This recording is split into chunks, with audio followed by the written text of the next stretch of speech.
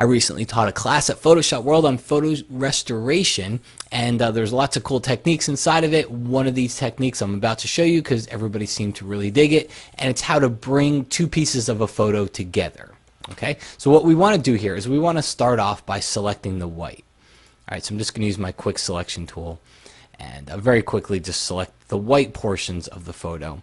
And by doing that, what I'm going to be able to do here is just use the inverse of that selection. Okay, come up here to select inverse, and now I've got both pieces selected.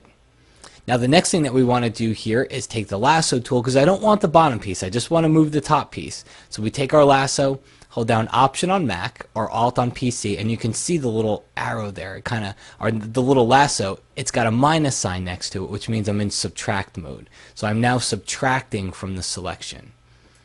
And now I just have the top of the photo selected. And then we'll take our Move tool, and we'll use the Move tool. Let's zoom in a little bit here, you can see what's going on. I'm just going to nudge it down until I bring both of those pieces together. Okay? So now we can deselect, and you can see our problem here. Our problem is that we still have the crease or the edges of the tear, and bringing the pieces together doesn't get rid of that.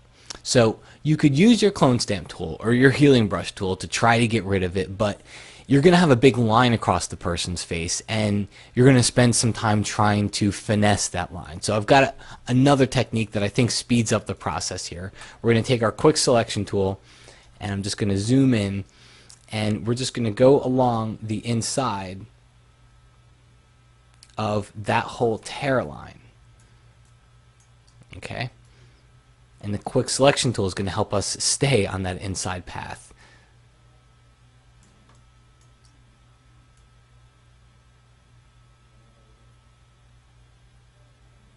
Okay. Oh, and if you happen to do what I just did here, which is to get too much area, hold down Option on Mac or Alt on PC, and that puts you into subtract mode, and that'll get rid of it.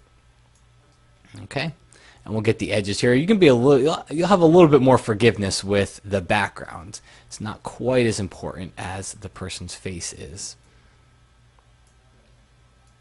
Come over here to the other side.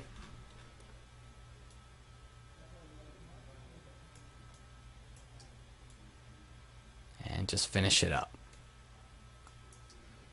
Alright, now once you're done, and I will be in just a moment, once you're done, the problem that we have here is I want to take what I have selected here, and I want to use a portion of the person's face that I can work with.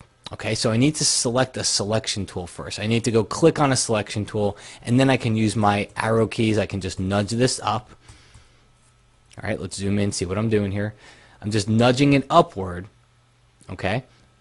And then I'm going to press Command or Control J, and that duplicates that selection. And if you look at your layers palette, you've got two layers here. One of them is just that little sliver that we selected. I've duplicated it. So now, all I need to do is take my Move tool, use my down arrow key, and now I can nudge it down, get it into place, take a look at the before and after. That's before and that's after.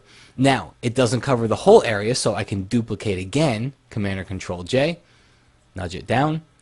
If it doesn't fill the whole thing, one more time, Command or Control J, and nudge it down.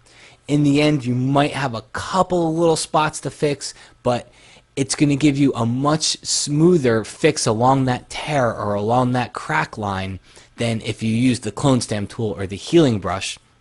And it's going to save you a lot of time in the end. So you might have to come in there, pop in there with the clone stamp tool or the healing brush to fix some small areas, but you've really done most of the heavy lifting with that quick selection tool and a couple of duplicate layers.